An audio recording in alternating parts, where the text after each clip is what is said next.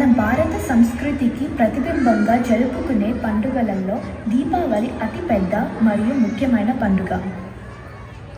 పవిత్రమైన ఈ దీపావళి ప్రతి సంవత్సరం ఆశ్వయుజ మాసం అమావాస్య రోజు వస్తుంది. దసరా పండుగ జరిగిన 20 రోజుల తర్వాత ఈ పండుగను జరుపుకుంటారు.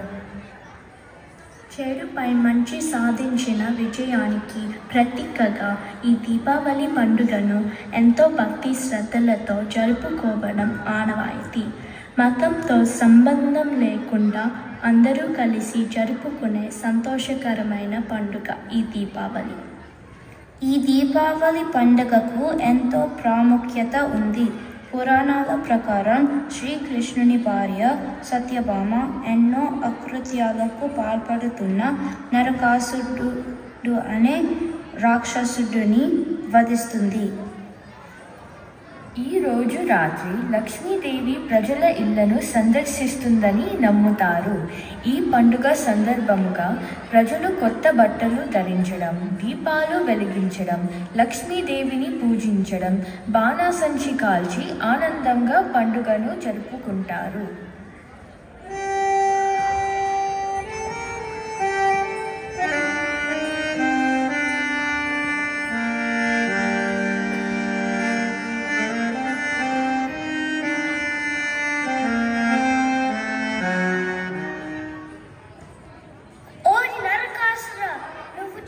పాపాలకి ఎప్పుడో చెప్పవలసింది. నీ పాపలతో భూదేవి కృంగిపోయింది. నిన్ను వధించి భారాన్ని తొలగిస్తాను, కాచుకో. అబలమైన నీవా నన్ను సంహరించినది? అమ్మా, నన్ను క్షమించు. కైవంతో కళ్ళు మూసుకుపోయిన నన్ను శిక్షించి మోక్షాన్ని ప్రసాదించావు.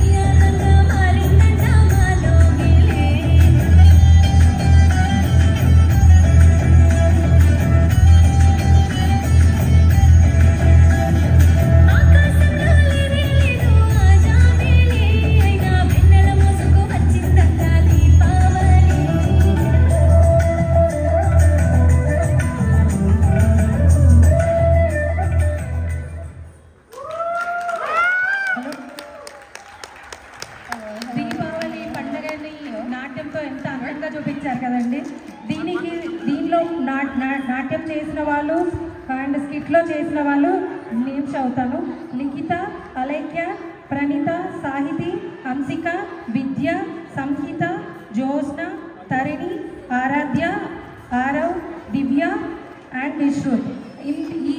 ఈ ప్రదర్శనకి సహాయకులుగా చేసిన వాళ్ళు రిధి, సుధా గారు, మౌనిక గారు స్టేజ్ మీదకి రావాల్సిందిగా కోరుకుంటున్నాం. వీళ్ళతో కలిపి ఒక ఫోటో తీసుకుంటారని కోరుకుంటున్నాం. రిధి గారు, సుధా గారు వాళ్ళ కూతురండి. చాలా కష్టపడి పిల్లలందరికీ బాగా నాట్యం నేర్పించింది. సో రిధి గారికి ఒక బిగ్ రౌండ్ ఆఫ్ అప్లాజ్ అండి. Thank you Ridhi, thank you.